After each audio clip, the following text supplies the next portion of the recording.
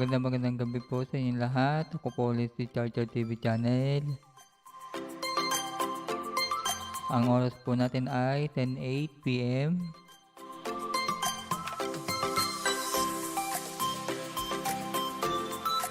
Kung hindi ka pa napag-subscribe dito sa aking YouTube channel, click mo na yung subscribe and then click notification bell para palagi po kayong update sa mga gagawin ko video tutorial about computer.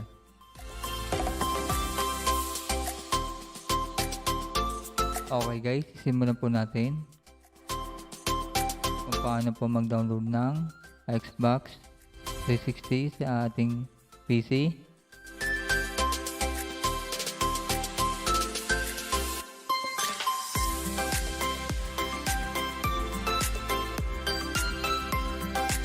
Step 1 na gagawin natin dito guys, punta lang kayo sa Chrome,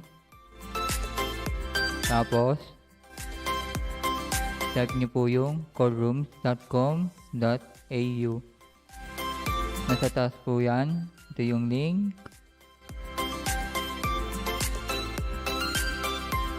Okay, pag tapos nyo nabasahin, punta lang po kayo sa emulator.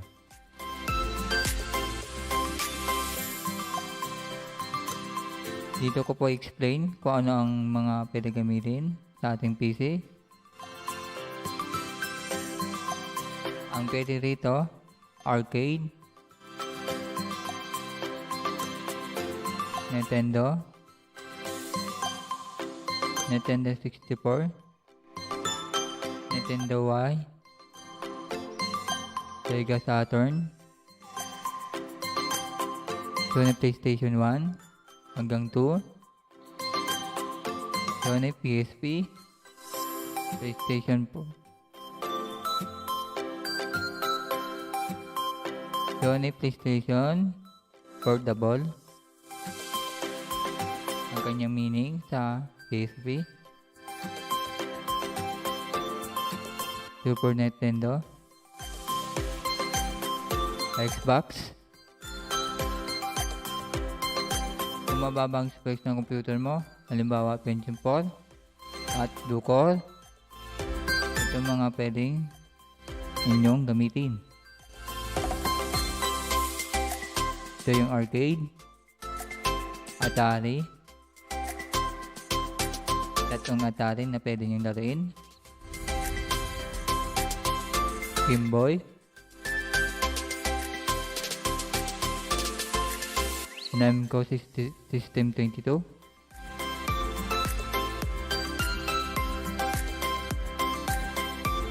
Super Nintendo. Ay ang mga pwedeng gamitin sa mga mababang specs ng computer. Pag i5 at i7 ka naman, pwede ito sa Sony PlayStation 2, Sony PSP, Xbox 360. Itong Xbox 360 guys, yung mga Guitar Hero 3, SSX3K, mga ganyan. So, sisimulan po natin sa mababang specs. Arcade, click mo lang arcade.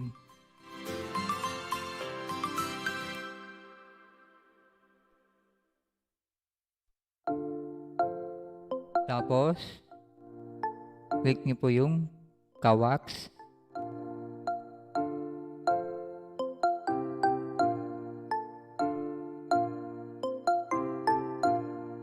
Sa baba nito, dito niyo po makikita yung alternative download link.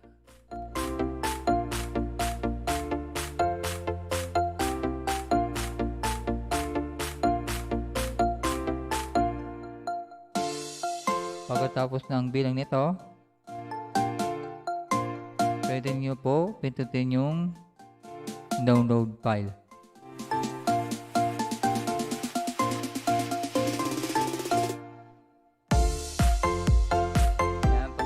Pagtapos nyo po i-download yung WinKawax, cancel ko na po dahil meron na po ako nito.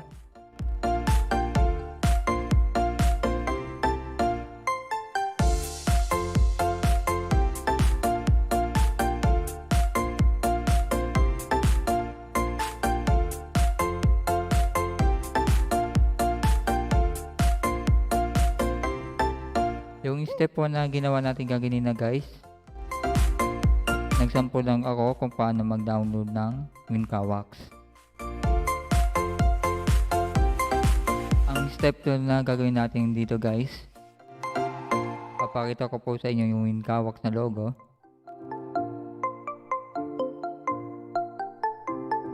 Ayan, meron na ako nito.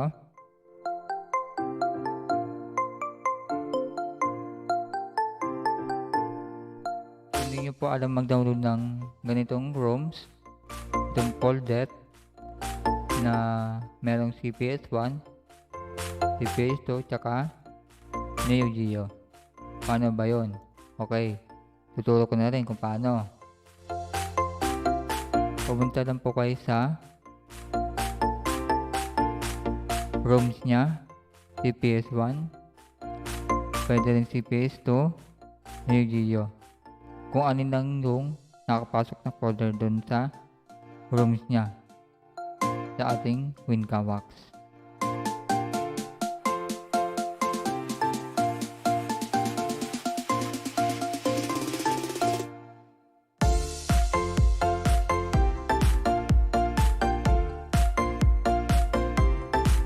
Okay guys, ito po yung Cadillac and Dinosaur. Kahit alin po dyan na alphabetical na gusto nyong i-download.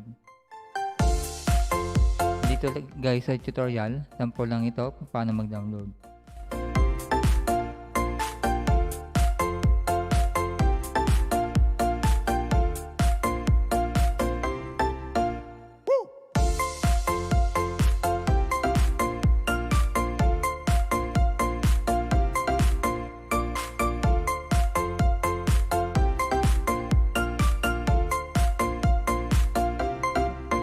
Ito pa, alternative downloading. Ito pa po yung Cadillac and Dinosaur. Click po natin yung download.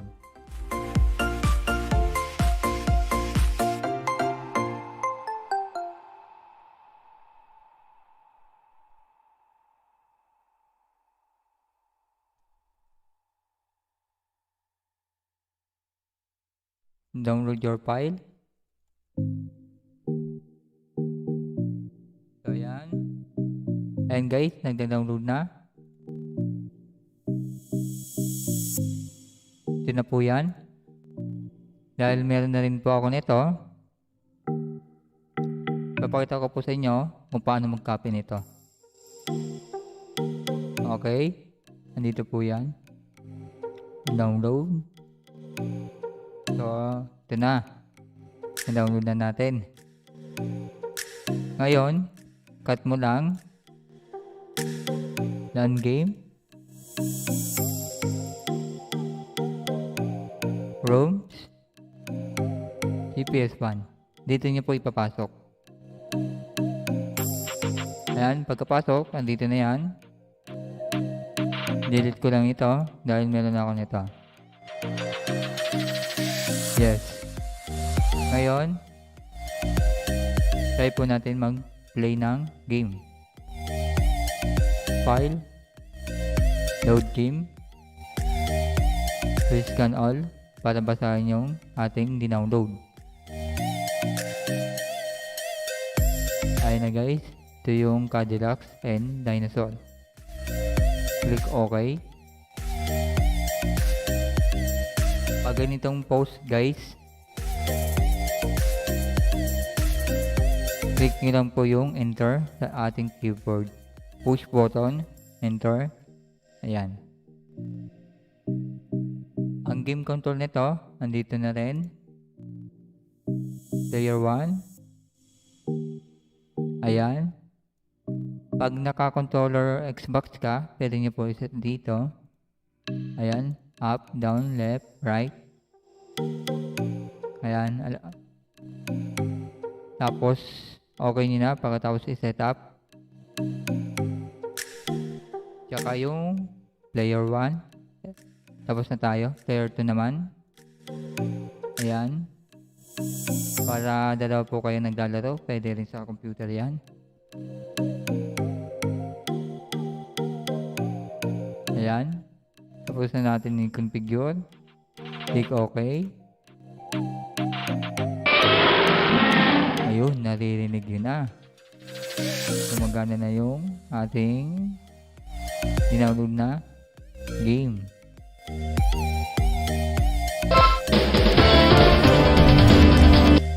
So, yun lang guys. Sana guys, marami po kayo natutunan dito sa ating ginawang tutorial about arcade games. Maraming salamat po sa inyong lahat.